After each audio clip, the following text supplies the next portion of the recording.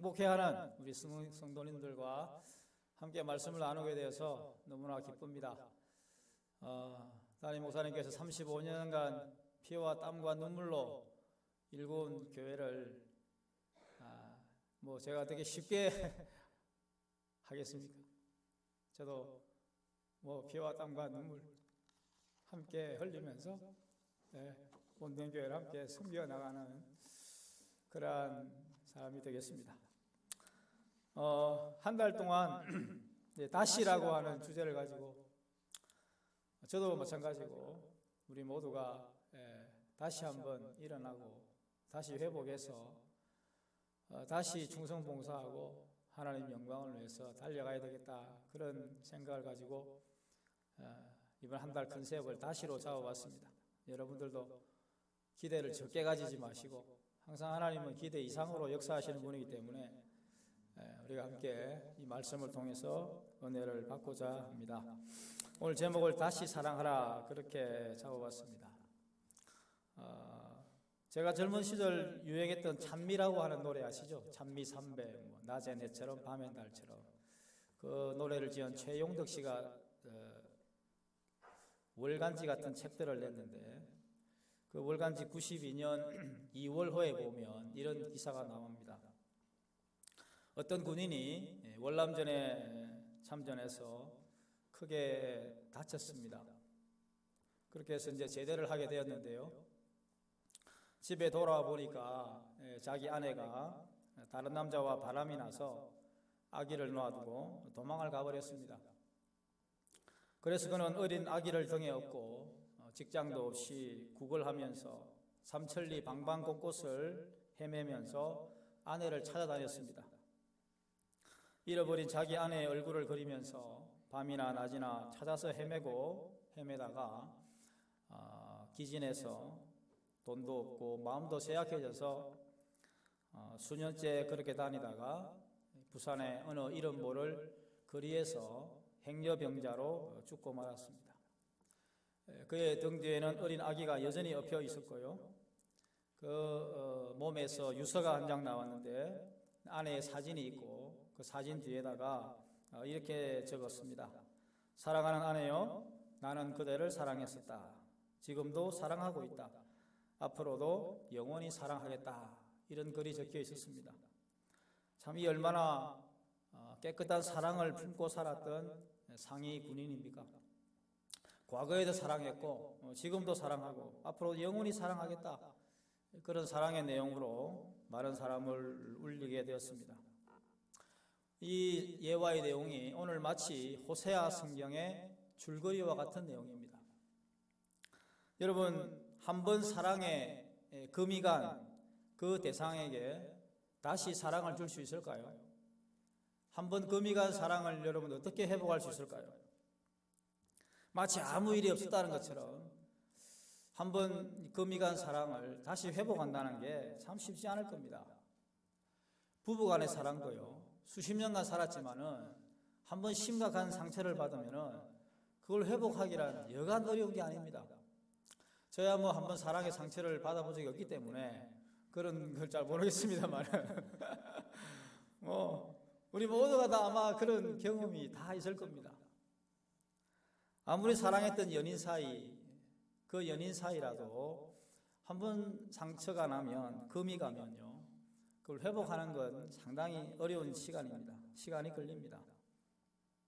만약에 여러분 우리가 한 번 실패하고 한 번 상처가 갔다고 해서 그 관계를 정리하기 시작한다면 우리 주변에는 아무도 남아있지 않을 겁니다. 인생은 여전히 실패하고 넘어지고 사랑의 금이 간 그 상황 속에서 계속 살아가기 때문에 조금 부족하고 연약해도 그 상처를 싸매어주고 또 연약한 부분들을 보듬어 줘야 하는 것이 우리 연약한 인생입니다. 그 연약한 인생이기 때문에 이 호세아 성경은 이 흙으로 빚어진 우리 인간들에게 참 많은 위로와 도전을 주는 말씀입니다. 하나님이 호세아 선지자에게 첫 번째 사랑을 하라고 명령하십니다. 그 첫 번째 사랑이 바로 호세아 1장 2절입니다. 같이 한번 읽어보겠습니다. 너는 가서 음란한 여인과 결혼하여 엄란한 자식들을 낳아라. 참 미스터리한 말씀입니다. 선지자가 누굽니까? 누구보다도 하나님을 사랑하고 하나님 말씀을 전해야 되고 또 구별된 삶을 살아야 되고 뭔가 보통 사람보다는 구별되어야 됩니다. 모범적이고 또 도덕적인 면에도 조금 차별이 있어야 합니다. 그런데 여러분, 이러한 선지자가 세상에 저 의정부 시장 저 저작거리에서 이름도 모르고 출신 성분도 모르는 그 여인과 결혼을 한다면 여러분 어떻게 이해하시겠습니까? 만약 제가 결혼 대상자의 사모를 구하는데 의정부 시장에서 저작거리에서 그냥 놀고 다니는 그 여인을 사모로 맞이한다고 생각을 해보세요. 여러분들이 받아들이겠습니까? 목사님, 그 결혼 절대 반댈세. 아마 그렇게 하면서 다 들고 일어날 겁니다. 아무도 이해할 수 없을 겁니다. 그런데 이런 이해할 수 없는 일을 하나님이 명령하십니다. 호세아야, 너 저기 고멜이라고 하는 여인이 있다. 그 여인에게 가서 결혼을 하고 아이를 낳아라. 그렇게 명령하시는 거예요. 호세아 깜짝 놀랐습니다. 하나님, 제가 무슨 죄를 지었길래, 아니 제가 하나님 앞에 뭐 잘못 보였길래 이런 명령을 저에게 내리십니까? 그렇게 생각할 수도 있었을 거예요. 그런데 호세아는 그렇게 하지 않고 순종합니다. 하나님 알겠습니다. 하나님이 뭔가 뜻이 계시겠죠. 그렇게 해서 순종합니다. 그리고서 3명의 자녀를 낳았습니다. 여러분 앞에 나와다시피 호세아 선지자는 BC 755년에서 723년 사이에 활동했던 북이스라엘 선지자입니다. 이 선지자가 결혼을 해서 자녀를 3명이나 낳습니다. 그 3명 한번 보여주시죠. 자, 하나님께서 호세아 선지자에게 상상할 수 없는 극단의 처방을 내리면서 이해할 수 없는 일들을 진행하십니다. 그러면서 아이를 3명이나 낳게 하십니다. 그 아이의 이름이 첫째가 뭡니까? 이스라엘입니다. 뜻이 뭐죠? 하나님이 흩으신다. 둘째는 이름이 뭡니까? 로루하마. 뜻이 뭐죠? 긍휼히 여김을 받지 못했다. 셋째는 이름이 뭡니까? 로암이. 뜻이 뭐죠? 내 백성이 아니다. 뭔가 어감이 이상하죠. 이름은 그 자체가 앞으로 성공적이고 희망적인 이름을 사람들이 짓기를 원합니다. 제 이름은 재환인데 재상 제자에 빛날 환자입니다. 그러니까 재상이 되어서 빛나라는 말입니다. 조선시대에는 삼정성을 재상이라 그러는데 저야 뭐 그럴 만한 인물이 못 되고 목사가 되어서 빛나야 되겠죠. 여러분들도 아마 부모님께서 희망을 가지고 이름을 지었을 겁니다. 그런데 저 호세아 이름 보십시오. 하나님이 흩으셨다. 긍휼히 여김을 받지 못했다. 내 백성이 아니다. 워낙에 이스라엘이 하나님을 제대로 섬기지 않고 우상을 섬기고 그 하나님의 사랑에 반대되는 길을 걸어가니까 하나님이 자녀를 통해서 뭔가 호세아에게 깨닫도록 이런 극단의 처방을 내린 겁니다. 이렇게 하지 않으면 호세아 자신도 왜 이런 일이 일어나는지 알 수 없기 때문에 먼저 하나님께서 호세아 선지자에게 깨닫도록 하기 위해서 이런 극단의 처방을 내리십니다. 여러분 마치 유치원이나 어린이집 가면 선생님들이 교보제를 사용하죠. 시청각 자료를 사용합니다. 아이들은 뭔가를 보여줘야 되죠. 바로 하나님께서 호세아 선지자를 통해 시청각 자료를 사용하시는 거예요. 이렇게 하지 않으면 그도 이해할 수 없고 또 전하는 그가 깨닫지 못하면 듣는 사람도 이해할 수 없기 때문에 호세아 선지자에게 이런 극단의 처방을 내리는 거예요. 이런 현실을 통해서 여러분 우리가 잘 아는 칼빈이라고 하는 신학자는요 이렇게 해석을 했어요. 같이 읽어봅시다. 시작. 백성들의 질병이 치료 불가능했으며 그들의 상처가 회복될 수 없는 지경에 이르렀기 때문에 호세아에게 극단의 처방을 내린 것이다 라고 말했습니다. 호세아가 너무 많이 아팠어요. 하나님, 이게 무슨 상황입니까? 제가 자녀를 낳고 이렇게 살아가는데 이게 무슨 일입니까? 왜 내 자녀에게까지 이런 이름을 주시면서까지 나에게 이렇게 어려움을 줍니까? 아픔을 줍니까? 너무 아픈 마음으로 하나님께 마치 아기가 땡깡 부리듯이 하소연을 합니다. 그때 하나님 말씀합니다. 호세아야, 너 마음 아프냐? 너 마음 아프냐? 네, 내 마음이 너무 아픕니다. 그래, 너 마음 아프지? 너는 고멜이라고 하는 그 한 여인 때문에 가슴 아파하고 또 울면서 나에게 하소연하지. 나는 말이야, 60만 이스라엘 전체 백성에게 배신당하고 내 등 뒤에 비수를 꽂고 그렇게 사랑을 베풀고 그렇게 그들에게 사랑을 쏟아부었는데 너는 그 한 사람 때문에 마음이 아프나? 아니야. 나는 그 60만 자녀까지 포함하면 200만이 넘는 그 대군에게 나는 매일매일 상처받고 매일매일 아픔을 당한다. 너 내 마음 알겠냐? 그렇게 하나님 말씀하시는 거예요. 그제서 호세아가 딱 깨닫습니다. 그렇구나. 하나님이 이것 때문에 나에게 고멜이라고 하는 여인과 결혼을 하시고 세 자녀를 낳았는데 이름을 세상에 이렇게 엉망으로 이름을 지으셨구나. 그때 깨달음이 오는 거예요. 하나님이 이것 때문에 그랬구나. 그래서 호세아가 그 아픈 마음을 가지고 이스라엘 백성들에게 외치기 시작합니다. 여러분 돌아오십시오. 하나님이 저에게 이러한 아픈 마음을 이해시켜 주셨습니다. 그래서 제가 그 마음으로 여러분들에게 외칩니다. 제발 좀 돌아오십시오. 우상을 버리고 하나님을 제일로 섬기고 다시 한번 돌아와서 하나님께 여러분을 드리고 하나님께 돌아와서 제대로 예배 생활을 하고 섬기십시오. 그렇게 외치기 시작한 거예요. 그걸 만약에 호세아가 깨닫지 못했다면 이 마음이 생기겠습니까? 고멜과 결혼하지 않았다면, 새 자녀를 낳아서 그런 이름을 받지 않았다면 그런 마음이 들었겠습니까? 절대 마음이 와닿지 않습니다. 모르겠습니다. 피상적으로는 돌아오십시오. 하나님께 저주받습니다. 돌아오세요. 외쳤겠죠. 여러분도 전도하거나 목장에서 목자와 목녀로 가르쳐봐서 알지 않습니까? 어디 말로 됩니까? 말로 잘 안 됩니다.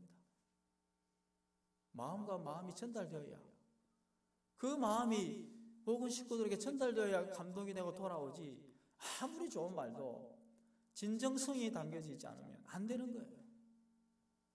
하나님이 그걸 아시기 때문에 호세아에게 이런 아픈 이야기를 하고 계십니다. 자, 그런데 여러분, 이게 처음이 아닙니다. 두 번째 다시 호세아에게 명령합니다. 두 번째 사랑을 다시 요구합니다. 호세아 3장 1절 읽어보겠습니다. 시작. 너는 다시 가서 다른 남자의 사랑을 받고 엄녀가 된 그 여인을 사랑하여라. 참 기가 막힌 일입니다. 아이 3명을 놔두고 고멜이라고 하는 여인이 도망을 가버립니다. 그게 1, 2, 3장입니다. 호세아 1, 2, 3장이에요. 어린 자녀는 칭을 대고 웁니다. 여러분, 호세아가 어떻게 하겠습니까? 참 기가 막힌 일입니다. 그런데 이 여인은 도망가서 다른 남자와 놀아났는지 어떻게 되었는지 소식도 없고요. 수년째 아무 연락이 안 됩니다. 그런데 갑자기 하나님이 딱 나타났어. 호세아야, 너 언제까지 그렇게 있을래? 언제까지 아내 없이 살래? 아니, 내심 너 재혼해, 그렇게 할 줄 알았는데 아니에요. 야, 다시 빨리 가서 네 아내 다시 찾아와. 그래서 오늘 제목이 다시 사랑하라예요. 다시 가. 다른 남자의 사랑을 받았다 그랬죠. 이미 다른 남자하고 살고 있는지 뭐 어떻게 되었는지 상황이 지금 쉽지가 않아요. 다시 데리고 와. 그렇게 명령합니다. 하나님 너무하십니다. 첫 번째도 내가 순종했는데 이 두 번째 이거 또 순종해야 됩니까? 저 여인을 제가 포기하고 싶습니다. 그렇게 말하고 싶은데 아닙니다. 그 여인을 다시 찾아오기로 결심을 하고 찾아갑니다. 여러분, 로마서 5장 8절 말씀을 같이 한번 읽어보시죠. 시작. 우리가 아직 죄인 되었을 때에 그리스도께서 우리를 위하여 죽으심으로 하나님께서 우리에게 대한 자기의 사랑을 확정하셨느니라. 할렐루야.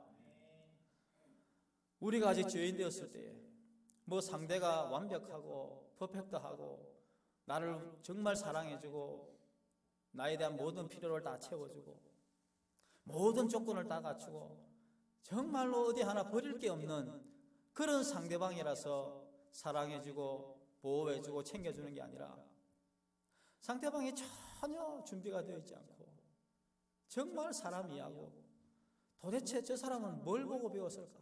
이때까지 어떤 가정에서 자랐을까? 도대체 저 사람 머릿속에는 뭐가 들었을까?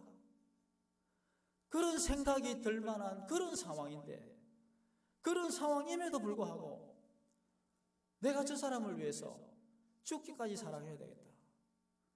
내가 저 사람을 위해서라면 나의 모든 것을 다 바쳐야 되겠다. 그런 생각이 드는 것 참 쉽지 않습니다. 그런데 저는 여러분, 우리 하나님께서 당신의 아들 예수 그리스도를 죄인된 우리를 위해서 전혀 희망이 없고 가치가 없는 우리를 위해서 자신의 아들을 죽이셨습니다. 우리가 뭐 무한한 가능성이 있거나 무한한 잠재력이 있어서 주님이 우리를 위해 십자가에 돌아가신 게 아닙니다. 우리는 죄와 허물로 죽었던 사람들이에요. 전혀 희망이 없어요. 여러분, 일반 회사 같으면요, CEO나 사장이 사원들을 뽑을 때 제일 중요한 게 스펙입니다. 가능성입니다. 무한한 잠재력을 보고 사람을 뽑습니다. 그런데 하나님 우리를 선택하실 때 잠재력, 스펙, 탁월한 배경, 인맥 이거 보지 않았습니다. 만약 그걸 보고 우리를 선택하고 뽑았다면 그 하나님의 기준 자격에 들 사람은 아무도 없습니다. 저부터가 자격 기준이 안 됩니다. 자격 미달입니다. 저부터가 너무나 부족하기 때문에 그 자격은 아무에게도 소용이 없어요. 그런데 주님은 그걸 보지 않았습니다. 우리가 아직 죄인 되었을 때에. 호세아와 마찬가지입니다. 네 아내가 지금 어떤 상황에 있는 줄 아느냐? 네 아내는 지금 정상적인 여인이 아니라 어떻게 해서 놀아나는지 지금은 노예로 팔린 상태다. 그렇게 이야기를 합니다. 오늘 성경에 보시면요, 자기 아내를 다시 사오는데 그냥 데리고 오는 게 아니에요. 돈을 지불하고 사와요. 얼마를 지불하냐면 저기 자막에 나온 대로 은 15개 그리고 보리 한 호멜 반이에요. 이건 그 당시 은 33개인데요. 이건 그 당시에 노예 한 사람 몸값이에요.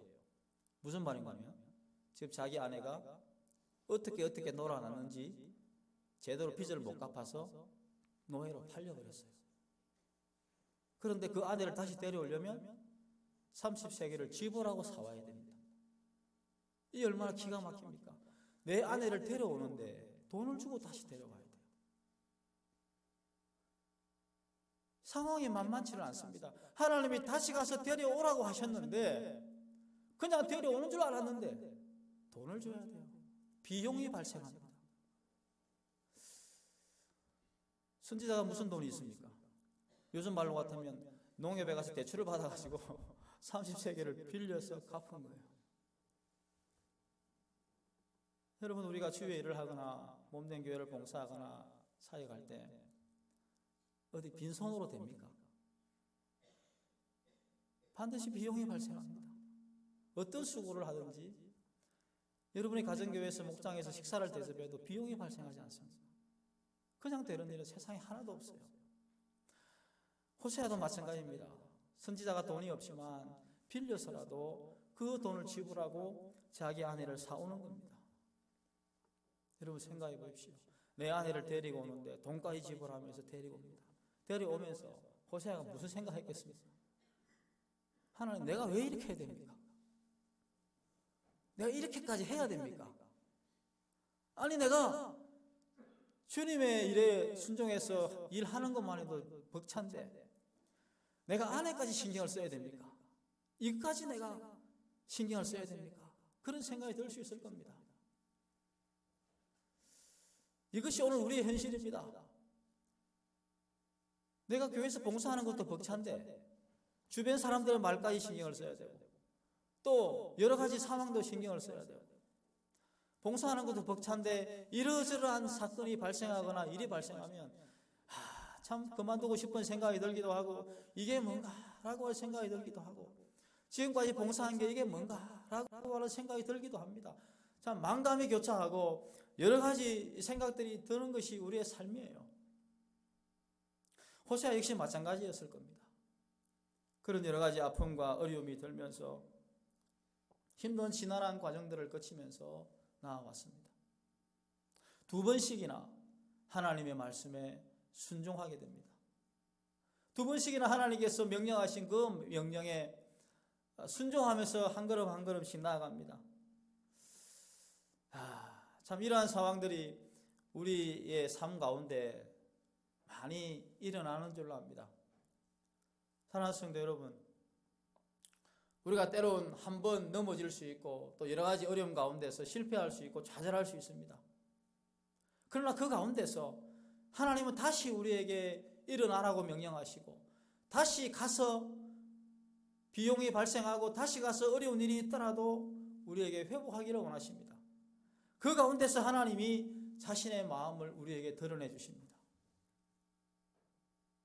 내 사랑이 바로 이와 같은 사랑이다. 이 사랑이 바로 내가 너희들에게 베푸는 사랑이고 바로 너에게 베푸는 사랑이 이 사랑이라고 우리에게 말씀해 줍니다.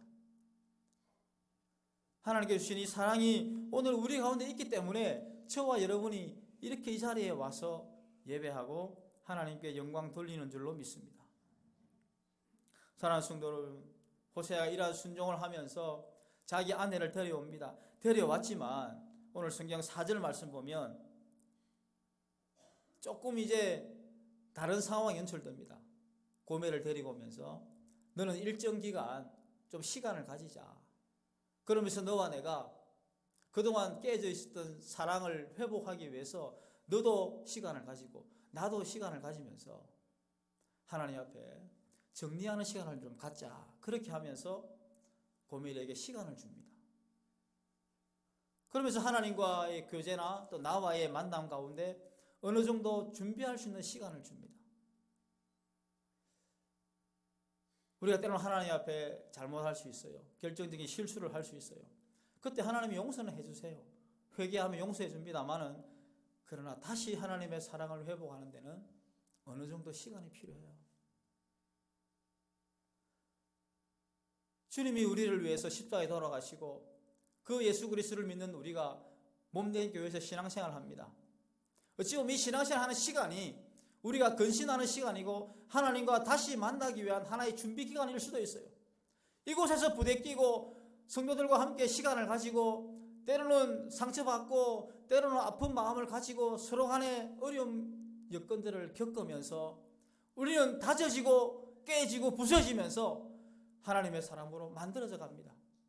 그러면서 하나님과 아름다운 교제를 나누기 위한 그 어떤 기간들을 우리는 이 교회에서 함께 이루어 갑니다. 그렇기 때문에 교회라고 하는 공동체는 하나님이 우리에게 죄과 가운데 있는 우리에게 우리가 지은 죄와 허물들을 회복하면서 깨어지고 부서지고 다듬어지면서 하나님과 올바른 관계를 가지라고 준비하는 기간으로 주신 기간일 수 있어요. 우리 용현동 교회에서 또 목장에서 여러분들이 깨지고 부서지면서 다듬어지면서 하나님의 사람으로 만들어지는 과정으로 그렇게 여기면서 다져지는 시간으로 이해할 수 있기를 바랍니다. 얼마든지 그 시간은 상처가 받을 수 있고 아픔이 있을 수 있고요. 호세아처럼 더 이상 일어날 수 없을 것 같은 아픔을 겪을 수 있어요. 눈물이 날 수 있습니다. 때로는 금전적인 손해를 볼 수도 있고요. 여러 가지 어려움과 아픔이 항상 있을 수 있습니다. 그러나 그때 오늘 이 말씀을 생각하면서 하나님, 어찌 보면 이것이 우리에게 다시 일어날 수 있는 회복의 기간을 주님이 주신 시간인 줄로 믿습니다. 그렇게 기도하면서 한 걸음 한 걸음 나아갈 수 있기를 바랍니다. 이러한 관계 속에서 하나님이 우리를 회복시키시고 다시 일으켜 세워주십니다. 하나님이 여러분의 모든 상황 가운데서 이 모든 삶의 과정 속에서 다시 회복시켜 주시는 거예요. 오늘 성경 5절 말씀 보시면은 하나님께서 그들을 다시 회복시켜 주시는데, 그들이 이스라엘의 이 나중에 아시리아에 멸망하지 않습니까? 70년 포로 생활 이후에 다시 회복시켜 주시는 것을 우리는 성경을 통해서 알 수 있습니다. 그들이 지난한 과정 속에서 상처받고 아픔을 경험하고 포로 생활에 눈물 흘리는 과정을 통해서 다시 회복되고 깨어져서 마침내 하나님께서 원하시는 그 회복의 자리로 나아가게 됩니다. 이것이 오늘 우리의 신앙생활의 어떻게 보면 사이클입니다. 우리가 늘 성령 충만할 수는 없어요. 우리가 늘 잘 나갈 수만은 없습니다. 우리가 늘 은혜 충만할 수만은 없습니다. 때로는 부족하지만 또 때로는 쓰러지고 넘어지는 그 상황 속에서 하나님은 기어이 우리를 다시 회복시켜 주시는 분이십니다. 하나님은 정말로 밑바닥에 넣으시고 시련의 터널에 집어넣으셔서 그 가운데서 우리를 훈련시키고 연단시키셔서 다시 일으켜 주시고 회복시켜 주시는 분이심을 믿을 수 있기를 바랍니다. 혹시 이 가운데 한번 상처받거나 또 한번 좌절하거나 넘어져서 낭만 가운데 있는 분이 계시다면 다시 일어날 수 있기를 바랍니다. 다시 일어나 회복할 수 있기를 바랍니다. 우리 결론적인 말씀으로 세 가지를 한번 나누도록 하겠습니다. 첫 번째 한번 읽어봅시다. 시작. 다시 사랑하기 위해 독생자를 희생하신, 여러분 죽기까지 순종하기를 원하고 나도 가서 다시 사랑하기로 결단합니다. 다시 사랑하기 위해서 주님이 우리에게 독생자를 주셨습니다. 죽기까지 우리는 그 순종하기 위해서 다짐을 하고요. 나도 다시 가서 사랑하기를 원합니다. 혹여나 마음에 상처가 있거나 한번 사랑에 금이 간 분이 계시다면 우리 다시 갑시다. 다시 가서 품고 다시 가서 보듬어주고 다시 가서 사랑하기로 결심함으로 인해서 우리 용인den교회가 올 한 해 다시 일어나 하나님이 원하시는 그 사랑 가운데 이 교회가